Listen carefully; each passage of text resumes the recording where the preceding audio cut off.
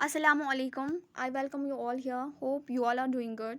सो इस टॉपिक में हम पढ़ने जा रहे हैं अकाउंटिंग और इसकी प्रोसेस। हम समझेंगे अकाउंटिंग किसे बोलते हैं और अकाउंटिंग की प्रोसेस को हम समझेंगे।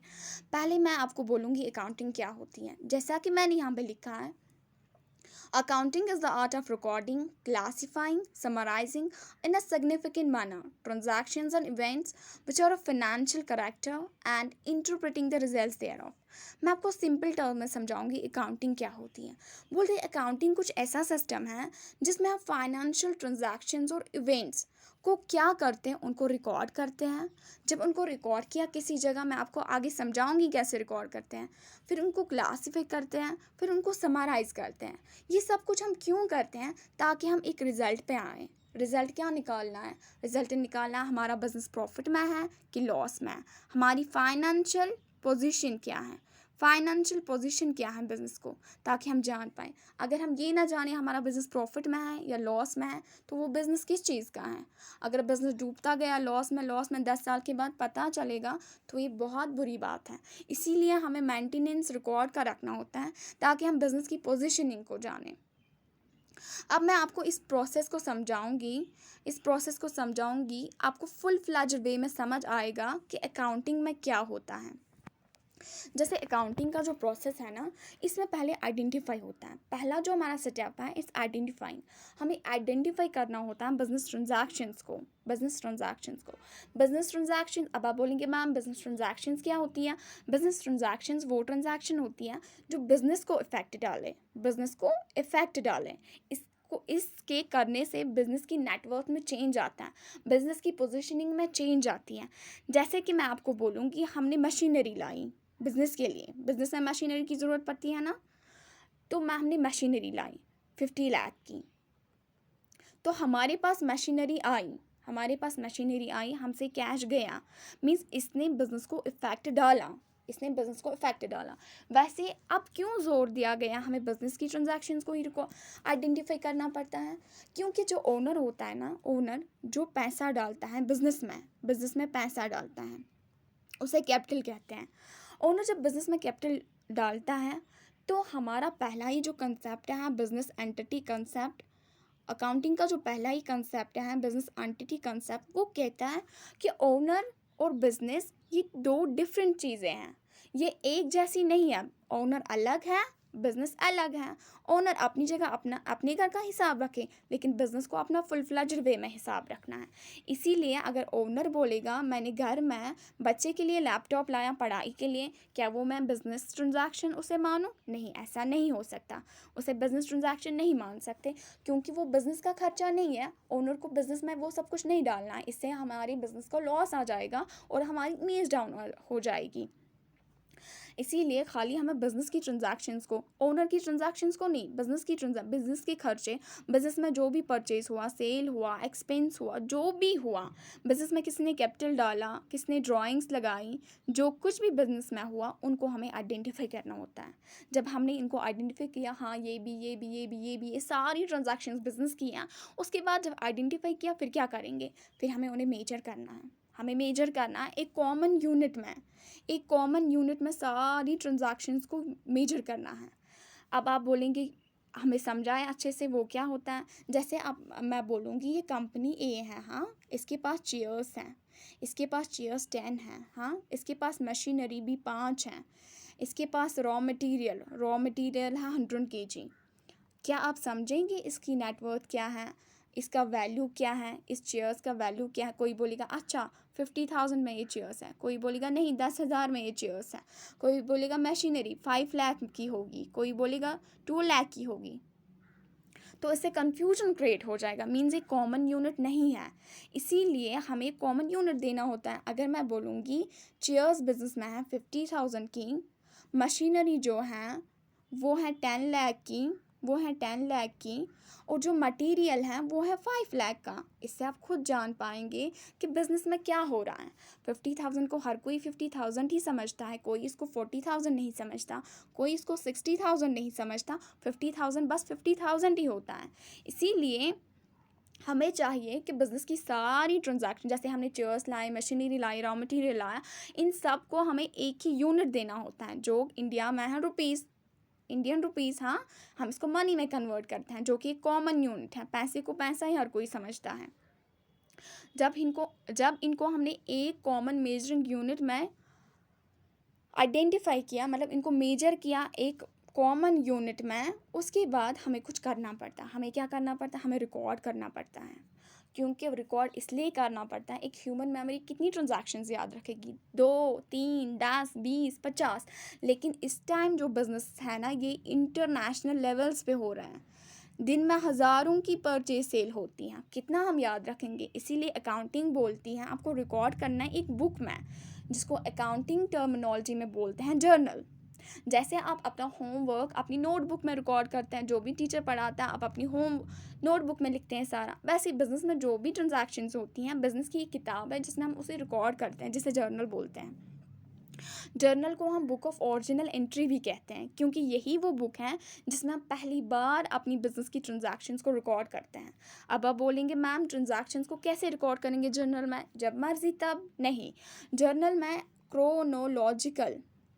लॉजिकल ऑर्डर में चलना होता है। वो क्या होता है?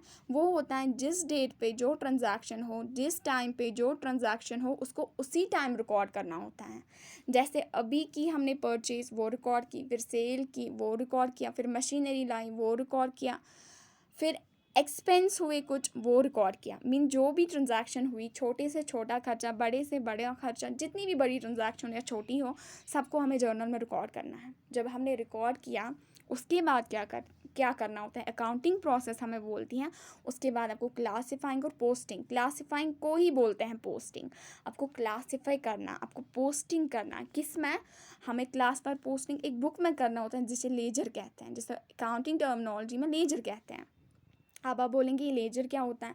लेजर क्या होता है? ये एक बुक होती है, हर एक हेड का अपना अपना अकाउंट होता है, इसमें अपना अपना अकाउंट होता है।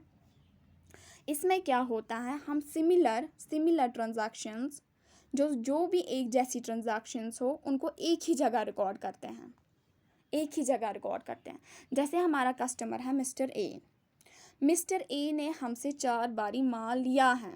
जैसे लिया है माल, पहले 10,000 में, फिर 20,000 में, फिर 30,000 में, फिर लिया और 10,000 में, यहाँ से पेमेंट्स भी दी हैं 20,000 की। अब हमारे पास ये आएगा, ये कस्टमर बोलेगा कि मुझे पेमेंट करनी है, मुझे कितनी पेमेंट करनी है। हम उस टाइम जर्नल को नहीं देखेंगे, पूरा जर्नल छांट मारेंगे, उससे 10 घंटे वेट कराएंगे, अब बैठिए हम देखेंगे, नहीं। हमें वन टाइम में पता होनी चाहिए कि बैलेंस क्या है। इसीलिए हम लेजर में फिर रिकॉर्ड करते हैं, अपनी अपनी सिमिलर ट्रांजैक्शंस को एक जगह डालते हैं। जैसे मिस्टर ए का रिकॉर्ड हमने यहाँ पे रखा है, फॉर एग्जाम्पल इसको आप 30, 40, 50, 60, 70 में से इसे 20 दिए, 50,000 इसकी बैलेंसिंग है। हम सीधे लेजर में जाएंगे, मिस्टर ए का पेज खोलेंगे और बोलेंगे मिस्टर ए से, मिस्टर ए आपको 50,000 बैलेंस है, आपको यही पे करना है। आया समझ में? इससे कितनी आसानी होती है। मीन्स हमें लेजर में जो सिमिलर ट्रांजैक्शंस हो, उनको एक ही जगह डालना होता है।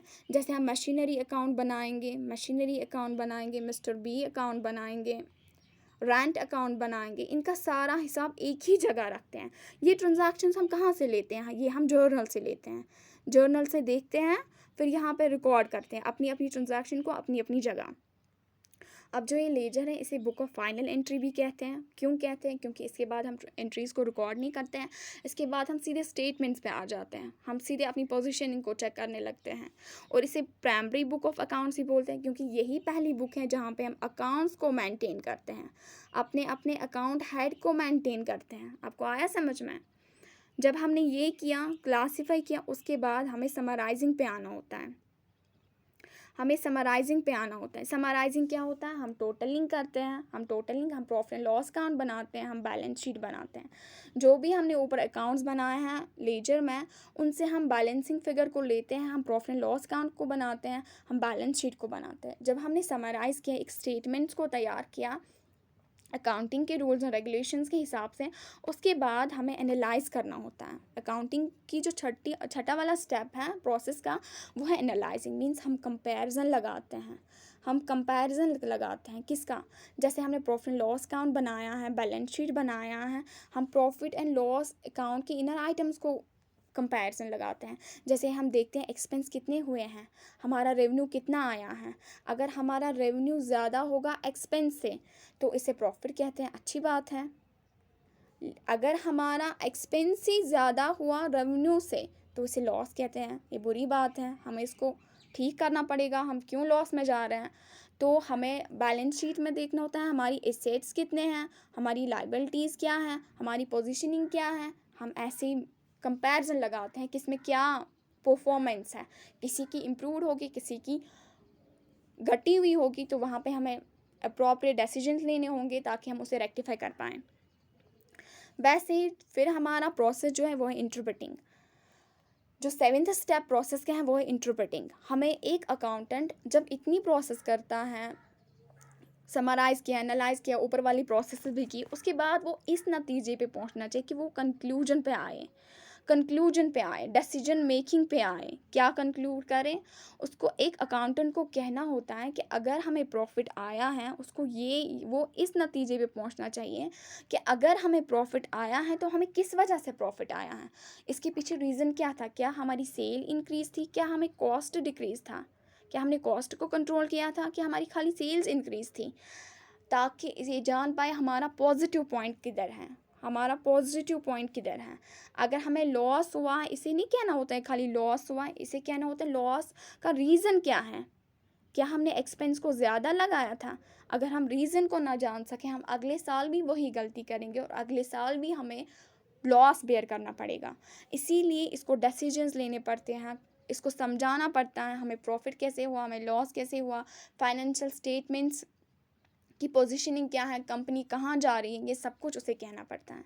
उसके बाद हमें कम्युनिकेट करना पड़ता है अकाउंटिंग इंफॉर्मेशन को।